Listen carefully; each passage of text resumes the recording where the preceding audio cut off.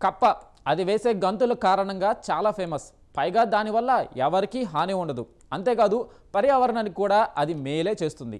మొత్తంగా చూస్తే కప్పలను చూసి చిన్నపిల్లలు కూడా పెద్దగా భయపడరు. కానీ ఓ కప్పను చూసి మొత్తం ఓ దేశమే భయపడిపోతుంది. ఇక దాని పేరు వినగానే ఆ దేశ ప్రజల వెన్నులో వణుకు పుడుతుంది. అంతేకాదు ఆ కప్పలున్న చోట మిగతా ఏ ఒక్క జీవరాశులు ఉండవు. ఇక దాన్ని తిన్న ఏ పెద్ద జంతువు అయినా పులి కానీ ముసలి కానీ కుక్క చావు చావడం ఖాయం. దీంతో ఆ కప్ప కనిపిస్తే పెద్ద పులి అయినా సింహమైనా పక్క నుంచి నెమ్మదిగా జారుకుంటాయి. అయితే కప్ప ఇంత డేంజర్ ఎలా అయింది? పిడికడంత ఉండే కప్ప అందరినీ ఎలా భయపెడుతుంది? ఇంత వైల్డ్ కప్ప పేరేంటి?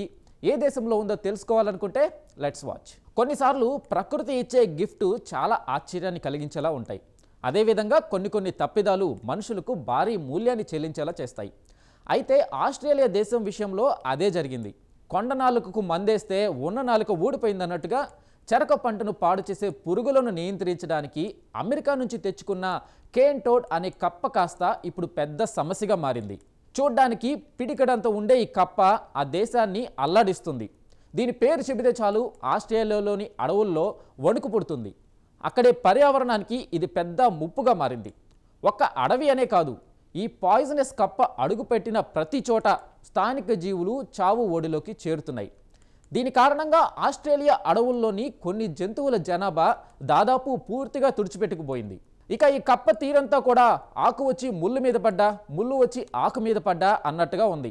అది టార్గెట్ చేసిన జీవరాశులన్నీ దానికి ఆహారంగా మారుతుంటే దాన్ని టార్గెట్ చేసినవి ఎంత పెద్ద జంతువులైనా చావాల్సిందే. దీంతో ముఖ్యంగా ఆస్ట్రేలియాలోని స్థానిక అడవి కుక్కలు, గోవానాస్, రకరకాల పాములు, చివరికి నదుల్లో ఉండే పెద్ద పెద్ద మొసళ్ళు కూడా ఈ కప్పను తినే ప్రయత్నం చేసి ప్రాణాలు పోగొట్టుకున్నాయి.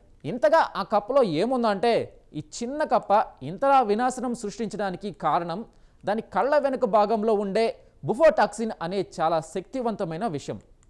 దీన్ని ఒక గ్రంథి నుంచి విడుదల చేస్తుంది. ఈ బుఫోటాక్సిన్ విషం ఎంతటి పెద్ద జంతువు ప్రాణాలనైనా ఈజీగా తీస్తుంది. దీంతో ఎన్విరాన్మెంటల్ లిటరరీ కౌన్సిల్ చెప్పిన లెక్కల ప్రకారం ఈ విషపూరిత కప్పలు ప్రవేశించిన ప్రాంతాల్లో ఆహారంగా తీసుకునే కొన్ని వేటాడే జంతువులు తమ జనాభాలో ఏకంగా 90% వరకు కోల్పోయాయి. కేన్ టోడ్ శాస్త్రీయ నామం రినెల్లా మరీనా మధ్య దక్షిణ అమెరికా దీని స్వస్థలం. ఈ విషపు కప్ప ఆస్ట్రేలియాకు చేరిన విధానం చాలా విచిత్రంగా ఉంటుంది. 1930లో క్వీన్స్లాండ్ ప్రాంతంలో చెరకు పంటను పాడు చేసే పురుగులను నియంత్రించే ఉద్దేశంతో కేన్ టోడ్ను ఆ దేశంలోకి తీసుకొచ్చారు. కానీ అది అనుకున్న పని చేయలేదు సరికదా, పర్యావరణానికి ఒక కొత్త పెద్ద సమస్యను సృష్టించింది. కేన్ టోడ్స్ తినే విషయంలో అసలు ఏమీ ఆలోచించవు. వాటికి నోటికి దొరికిన ఏ ఆహారాన్నైనా తినేస్తాయి. కీటకాలు, చిన్న జంతువులు, పెంపుడు జంతువుల ఆహారం, చివరికి చెత్తను కూడా ఇవి వదలవు. ఇలా స్థానిక జాతుల ఆహారాన్ని ఇవి తినడంతో తిండి కోసం తీవ్రమైన పోటీ పెరిగింది. దీంతో ఆహారం దొరకక స్థానిక జీవులు చనిపోవడం మొదలైంది. ఇక ఈ మోస్ట్ డేంజరస్ ఫ్రాగ్స్ చాలా ఫాస్ట్గా అభివృద్ధి చెందుతాయి. ఇక ఆడ కేన్ టోడ్ ఒకేసారి 8,000 నుంచి 30,000కు పైగా గుడ్లు పెట్టగలదు. అంతేకాదు ఇది సంవత్సరంలో చాలాసార్లు గుడ్లు పెడుతుంది. దీంతో వాటి సంఖ్య చాలా తక్కువ సమయంలో భారీగా పెరిగిపోతుంది.